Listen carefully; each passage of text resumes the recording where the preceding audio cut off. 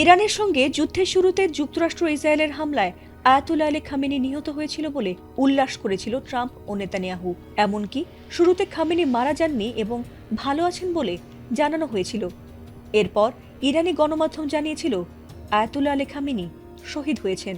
কিন্তু খামেনির জন্য ইরানে জানাজা ও দাফনের দিন তারিখ নির্ধারিত করা হলেও পরে আর সেটি করা হয়নি। যদিও খামেনির মৃত্যুর বিষয়টি এখনও মেনে নিতে পারেনি মুসলিম বিশ্ব। খামেনি নিহত হওয়ার খবরের পর ট্রাম্প ভেবেছিল যে ইরান আত্মসমর্পণ করবে, কিন্তু ট্রাম্পের ভাবনার ঠিক উল্টোটি ঘটেছে। খামেনির মৃত্যুর খবরের পর যুদ্ধবিরতির প্রস্তাব নাকচ করে আরও বেশি শক্তিশালী হামলা চালিয়ে ইসরায়েল ও যুক্তরাষ্ট্রকে নাকানি চুবানি খাওয়াচ্ছে ইরান। ইতোমধ্যেই নতুন খামেনি হিসেবে ক্ষমতায় বসেছেন আলী খামেনিরই পুত্র মোস্তফা খামেনি, আর তিনি ক্ষমতা গ্রহণের পর থেকেই যেন আরও ভয়ঙ্কর রূপে বাবার হত্যার প্রতিশোধ নিচ্ছেন। তার নির্দেশে আরও বিধ্বংসী রূপে ইসরায়েল ও যুক্তরাষ্ট্রে একে একে ধ্বংসযজ্ঞ চালিয়ে যাচ্ছে বিপ্লবী গার্ড বাহিনী। যদিও অনেকেরই ধারণা শত্রুদের এমন নাজেহাল মোস্তফা খামেনির নির্দেশে নয়, বরং তার বাবা আলী খামেনির নির্দেশেই হচ্ছে। এমনকি অনেকের ধারণা এখনো হয়তোবা বেঁচে আছেন তাদের প্রিয় ধর্মীয় নেতা আয়াতুল্লাহ আলী খামেনি।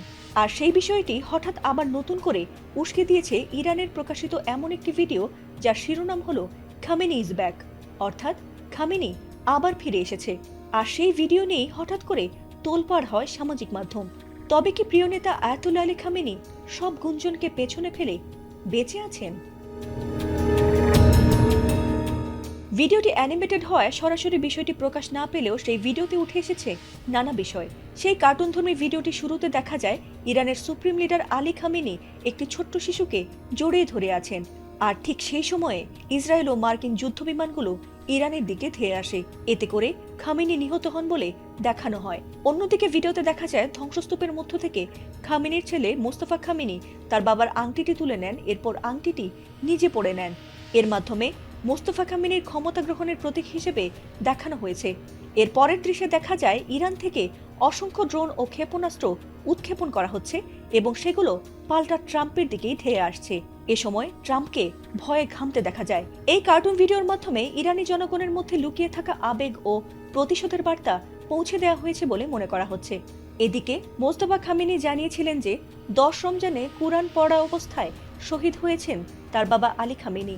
তবুও তার প্রকাশ্যে জানাজা হওয়ার কথা থাকলেও তা আটকে যাওয়ায় এখনও তিনি বেঁচে আছেন বলেই ধারণা করেন তার ভক্তরা। ফাতিমা সুলতানা, এটিএন বাংলা।